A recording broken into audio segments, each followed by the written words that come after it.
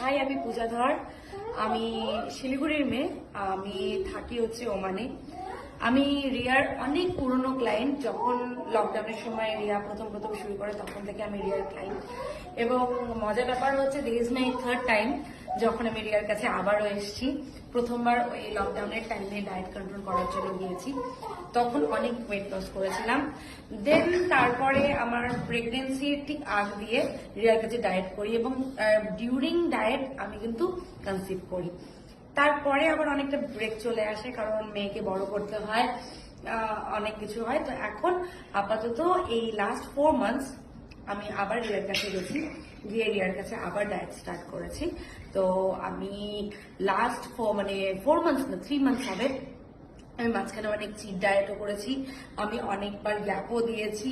আর সবসময় একটা বাচ্চার মা তো সবসময় ডায়েটটাকে ফুললি মেনটেন করাও সম্ভব হয়ে থাকে না। তবুও আমি উইদিন 40 ডেজ ওর ফার্স্ট চার্টটা যখন মেনটেন করেছিলাম, করার চেষ্টা করেছিলাম, তখন আমি 8.5 কেজি ওয়েট লস করি। That is huge actually. যেখানে আমার ওয়েট স্ট্যাগনেন্ট হয়ে গিয়েছিল, সেখানে গিয়ে আমি বাড়িতে থাকাকালীনই ওই ওয়েটটা লস করি এবং সবাই আমার মধ্যে ওই চেঞ্জেসটা দেখতে পারে এবং অনেকে জিজ্ঞেস করে কিভাবে হলো।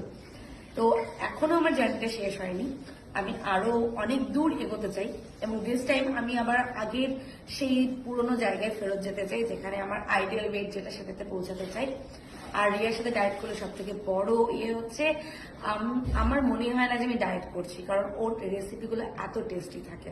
আর ইভেন ওরা এত ইন্ডিয়াতে থাকাকালীন ওরা এতবার করে কল করে আপনি ডায়েটটা ঠিক মতো ফলো করছেন কিনা, এরকম ভাবে একটা ফলো আপ ওদের কলসও আসতে থাকে।